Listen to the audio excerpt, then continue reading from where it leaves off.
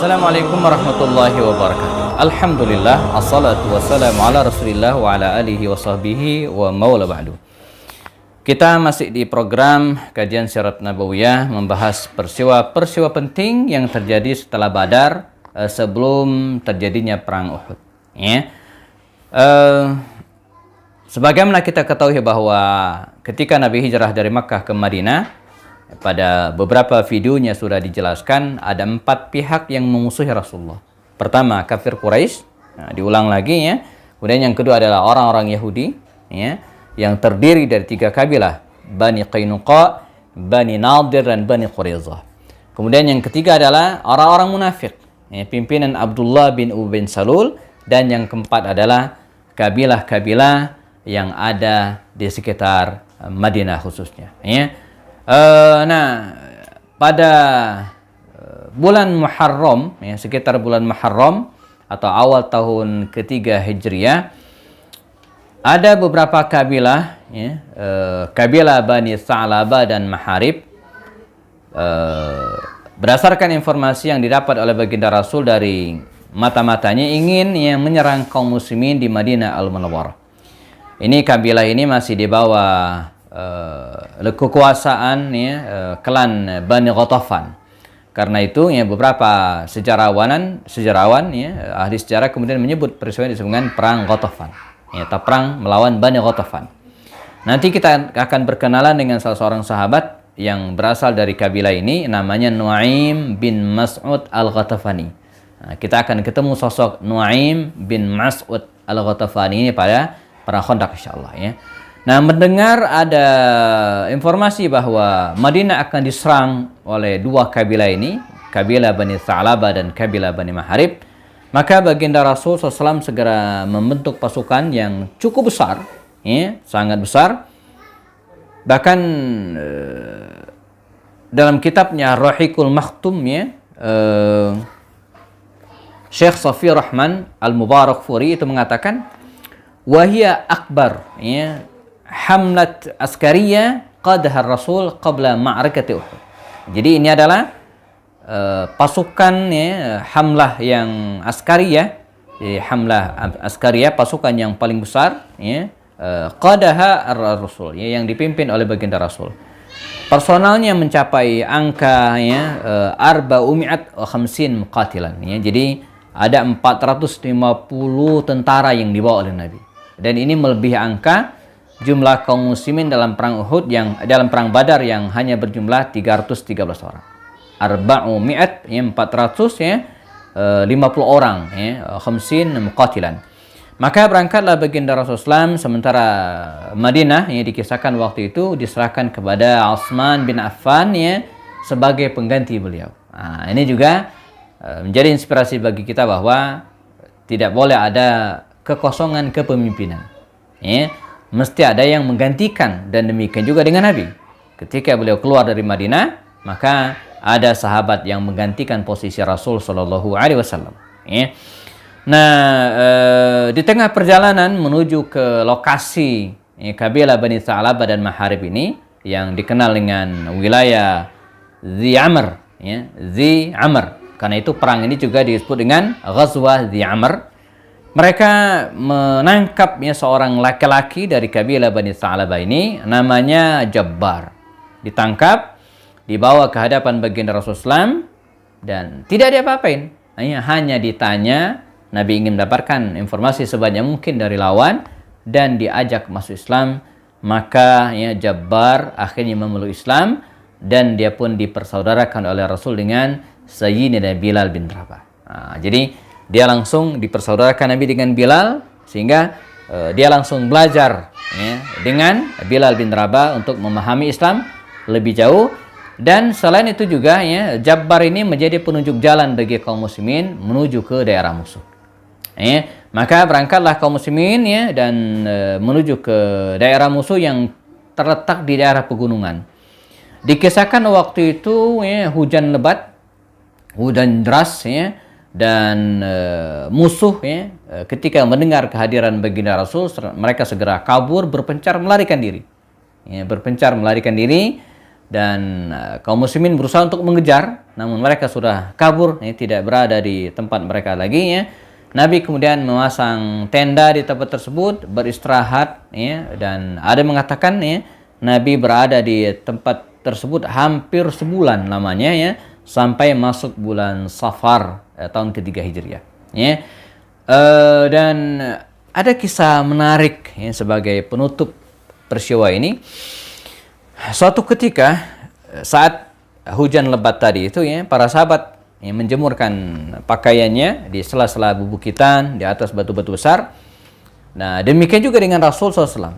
Ya, ketika hujan reda, ya, Nabi masih dalam posisi istirahat, bersenderan ke sebuah batu di sebuah lembah, ya, antara tidur dan tidak, ya, baginda Rasulullah SAW sedang istirahat. Tiba-tiba datang pimpinan musuh namanya Du'sur bin Haris, ya, Du'sur bin Haris. Entah bagaimana ceritanya, ya, dia tiba-tiba sudah berada di hadapan baginda Rasul yang sedang memejamkan matanya itu, dan, ya, menusukkan pedangnya, jamaah rahimakumullah, di leher Rasulullah. Ya, begini, ya Rasulullah, ya Muhammad, kata dia, tidak panggil Rasulullah, ya Muhammad, ya, siapakah yang akan menyelamatkanmu sekarang? Siapakah yang akan menyelamatkanmu sekarang?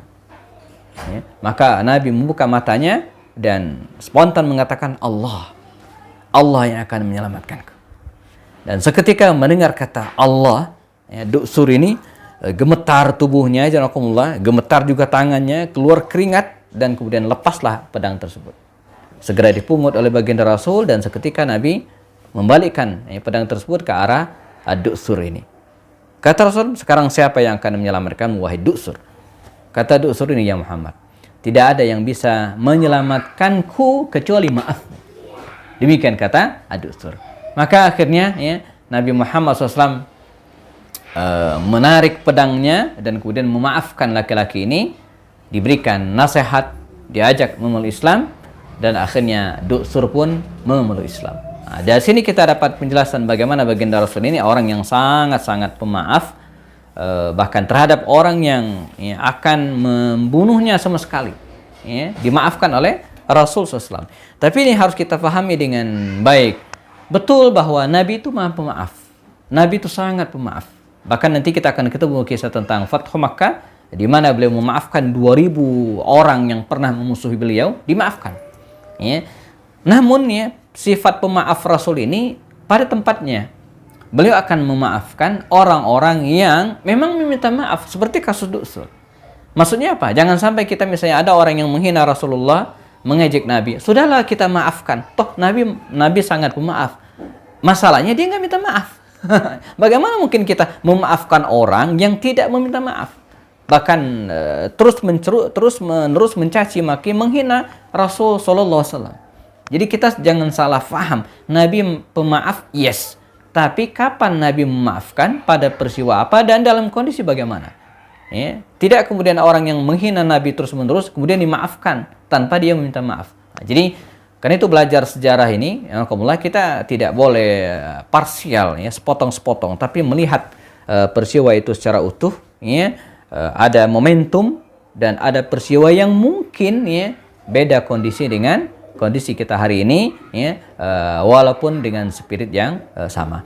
Nah, sebagai pelengkap sebelum kita membahas kisah tentang perang Uhud, ya, pada jeda waktu antara perang Badar dan perang Uhud ini ada beberapa catatan dan peristiwa juga yang terjadi. Antara lain, Nabi Muhammad SAW dan Aisyah, ya, hidup satu rumah, di mana sebelumnya mereka tidak. Jadi Nabi menikah dengan Aisyah ketika di Madinah, ya, ketika di Mekah, dan ketika hijrah ke Madinah, ya, baru setelah perang Badar selesai, ya, Nabi hidup berumah tangga dengan Aisyah radhiyallahu anha dalam satu rumah, ya. Kemudian peristiwa yang lainnya, pada peristiwa ini, ya, pada jeda waktu ini berlangsunglah pernikahan Sayyidatuna Fatimah radhiyallahu anha dengan Ali bin Abi Thalib pada bulan Zulhijjah, ya, tahun kedua Hijriah, ya, Zulhijjah.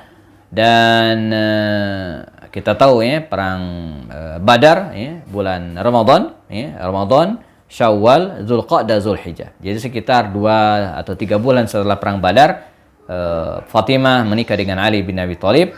Dan pada Ramadan berikutnya, ya, jelang perang Uhud, ya, lahirlah Hasan bin Ali, ya, putra pertama Fatimah dengan suaminya Ali bin Abi Thalib. Setahun kemudian, setahun kurang 1 bulan, ya, lahirlah Husain, ya, pada tahun keempat Hijriah. Jadi jeda antara ada Hasan dan Husain itu hanya sekitar 11 bulan, ya. Pada saat ini juga, ya, setelah perang Badar, tepatnya Ruqayyah putri Rasul meninggal dunia, ya. Kita ingat kisah mengapa Utsman bin Affan itu tidak bisa ikut perang Badar, karena istrinya Ruqayyah sakit yang kemudian menyebabkannya meninggal dunia. Dan tidak lama setelah itu, ya, Rasulullah menikahkan putrinya Ummu Kulsum, ya, binti Rasul sallallahu alaihi wasallam. Nah, ini sebagai pengganti. Bahkan Nabi mengatakan belakangan ketika Ummu Kulsum meninggal dunia pun, ya, Nabi menjanjikan atau mengatakan akan menikahkan dengan putrinya yang lain, tapi tidak ada lagi. Nah, jadi Utsman bin Affan ini, ya, menikahi 2 putri Rasul secara bergantian, tentu saja. Karena itu dalam sejarah Utsman bin Affan ini dikenal juga dengan Dzu Nurain atau pemilik 2 cahaya, ya, 2 cahaya. Walaupun ulama beda pendapat. Ada yang mengatakan setelah perang Badar pernikahan itu, ada yang mengatakan setelah perang Uhud. Namun kalau kita lihat jeda waktunya, besar kemungkinan pernikahan Utsman dan Ummu Kulsum itu terjadi di bulan, ya, atau setelah perang Badar sebelum perang Uhud. Wallahu a'lam.